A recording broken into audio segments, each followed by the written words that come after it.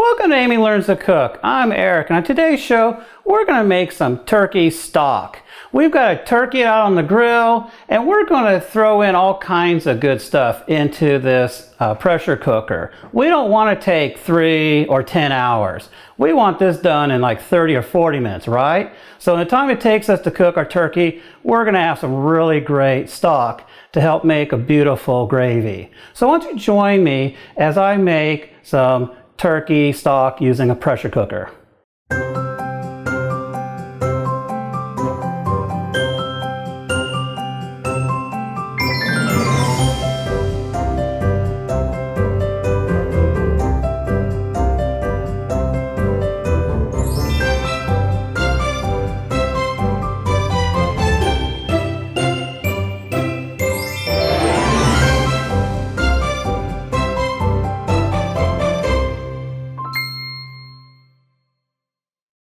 So before we put this ingredients in a pressure cooker, we're going to go ahead and roast the bones and some of the aromatics. So what we've done so far is we've got some turkey wings that I got at the store here, and I'm just going to go ahead and put them in here. I've already chopped up the bones a bit, got the meat kind of dangling.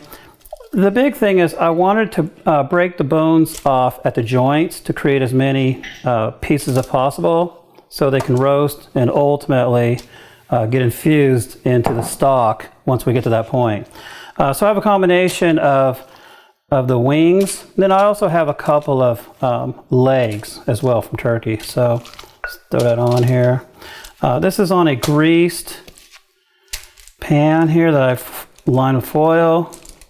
And then aromatics, I just took 3 carrots, peeled them, chopped them, or coarsely chopped them, right? They're just cut into maybe 2-inch pieces.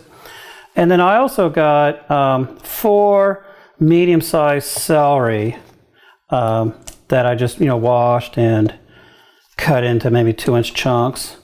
And then I got a couple of onions that are cut in like 8s, so they're not that big. Otherwise, if you just have one large one, that should do it. I don't want to cut them into 2 small pieces because I don't want them falling apart. But I do want them to roast and take on that really good flavor that they take on, right? And pretty much all this stuff's going to commingle anyways. And then we're just going to go ahead and season it with a little bit of salt here. And I'm going to go ahead and put a little pepper. We'll be using stuff like garlic later on, but for right now the onions will have to do the heavy lifting, right? All right, I think that's good enough. And then we're going to go ahead and put this into a 425 degree oven until it looks like they're kind of roasted, somewhere between 30 and 40 minutes. We'll keep an eye on it. So we've roasted this for roughly 40 minutes at 425 degrees. And we got a nice browning on the skin of all the meat. The onions, looks like they gave up just a little bit of their stuff. And the carrots look like they're all happy. Got a little bit of juices in here. So I think we're good to proceed. So now that our chicken and vegetables are roasted, it's ready to throw them in the pot. Now today we're going to be using an electric pressure cooker. This is an Instapot brand, and it can actually do quite a bit of things. Just the front label alone says you can cook rice and porridge and all kinds of stuff. But basically it's a fully functional cooker that you can cook with no pressure, or you can cook it with low pressure, or you can cook with high pressure. And of course today we're in a hurry, so we're going to use high pressure, right? So we're going to go ahead and just take the lid off. I've already put in about 8 cups of water. I'd like 10 cups if I could, but because I've got so much stuff here, we're actually going to probably make a double recipe. So I don't want to go over, this thing has a max line at the top, and they actually measure this in here in terms of how many cups are in there. So it makes it kind of easy. You can probably just hold this over the sink, fill it up to your level, throw all your goodies in there, put the lid on, hit your magic buttons, and voila, right? 3 minutes later, you're in heaven. So for right now, let's go ahead and start by getting half of this goodness on. So we're just going to go ahead and scoop up some of this stuff. I said I'm doing a double. I don't mean to confuse anybody. We're doing a double recipe or 2 batches. We have too much of this goodness. If this was a larger pressure cooker, then I would just go ahead and get it all in one, right? But it's already come up quite a bit just by putting this stuff in. So I definitely don't want to exceed the line or anything. So what we're going to put in here is we're going to go ahead and put in 3, I guess, cloves of garlic. Throw a couple of bay leaves in there. We need about 6 peppercorns. And that's like about 1, 2, 3, 4, 5, 6. Close enough. And then I got some rosemary and thyme here. So I've got 2 sprigs of rosemary going in there. And I don't know. I got like this big old container for like $1. I'll put like half of it in there. If I had to count, I'd say this is probably 6 of thyme going in there. We're not going to salt because depending upon the recipe later, the way we're cooking, we can salt then. One of my biggest problems is if you put too much salt in now, you've wrecked it and you can have troubles later on. So we'll definitely salt the taste. If you want to do this yourself, by all means, salt. But I would recommend go on the low end because you can always add later. It's hard to take it out, especially if you're going to be reducing and stuff. So without further ado, we're going to go ahead and get this going. Okay, so we just go ahead and put the lid on. It plays a little song and dance. You move it over here, right? We're going to move this vent thing over here to where it says seal. So we're just going to turn that to the right a little bit. And I guess I tell you. Conversely, when you get ready to remove it, you turn to the left to where it says venting. So for right now, it's over to the right. And then on the front here, we're just going to go ahead and hit like meat stew is a good starting point. That puts us at like 35 minutes on high pressure, but I don't want 35 minutes, I want 30. So I'm going to hit manual, and that knocks me down to 30, and that works for me. And then it should kick on in a matter of seconds. And I think we're good now. It's going to come up to pressure. Once it's at pressure, then it's going to start counting towards the cooking time. So coming up to pressure time, that doesn't count towards cooking. All right, so it's been 30 minutes, cooking time, all that stuff. And then once it's done cooking, it then does a little thing like 1, 2, 3, 4, 5 to let you know how many minutes it's been. And you want to let it rest for about 5 minutes. And in this case, we're going to go ahead and release the steam. And I'm just getting my finger out of the way because the steam. That's all there is to it.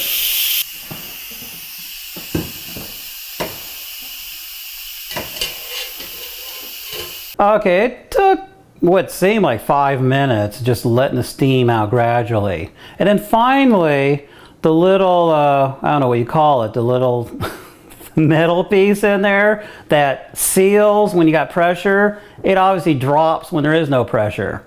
So the steam stopped, it dropped, it's now safe to open. So let's see what kind of goodies we got in there.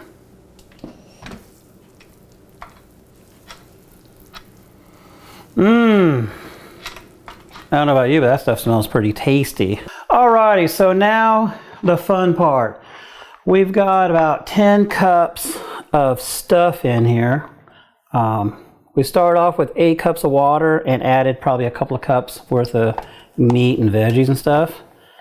And assuming that this is very hot because it's still steamy, I'm using these little alligator thingies because I can get a grip with them. I'm going to rest this for a second. I'll turn my hand around. I'm going to use a straining method for this. So I've got a stock pot here with a strainer there. And we're just going to go ahead and dump this in there. Because when it came to things like Garni bags and stuff, to me that's just a little too much work, right? They are good, they serve their purpose, and a lot of times that would be the way to go. But since I can use a strainer, I'm going to use that.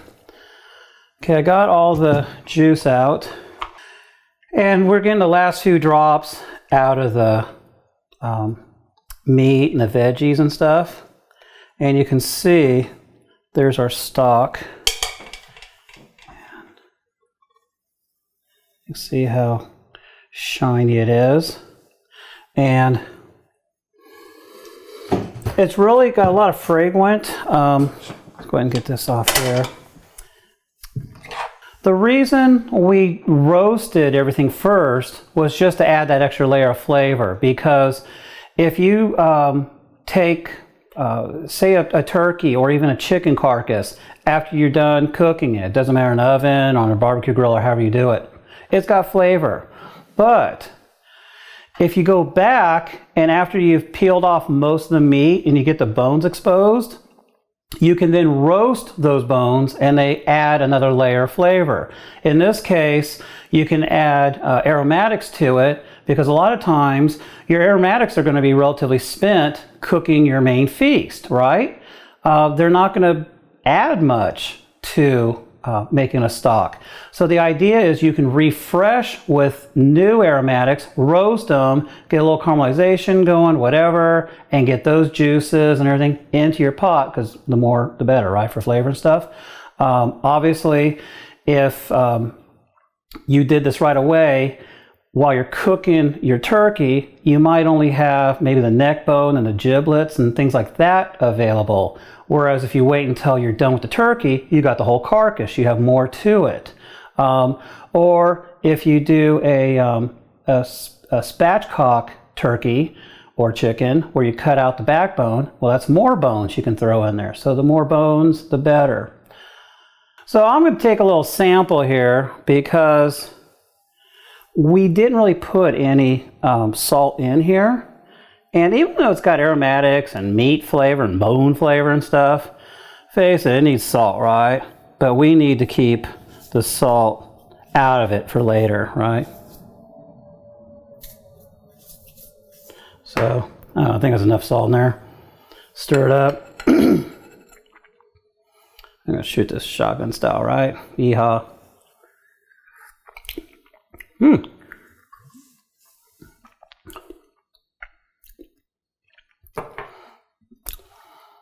I would say that is very good stock. I don't do stock very often. I might cook bones if I'm trying to make my chili a little more earthy flavored, as one judge called it. But when it comes to cooking stuff down, it's definitely worth it. But a typical stock can take hours. And here in the pressure cooker, once it got up to pressure, it was only there for 30 minutes and then it shut down and did what it needed to do. So I definitely give this a thumbs up. I mean, you don't need to waste half a day brewing this the traditional way if you have a pressure cooker. That's totally acceptable. I definitely recommend spending the extra 40 minutes in the oven to roast your stuff first, and then transfer that and all your normal goodies into the pressure cooker and then do it the way we did. This is fabulous, so I definitely recommend this. If you like this video and our recipes and stuff, then please subscribe and give us a like and subscribe and likes. And also visit us at our website at amylearnstocook.com, and we're on Pinterest and Twitter at Amy Learns to Cook.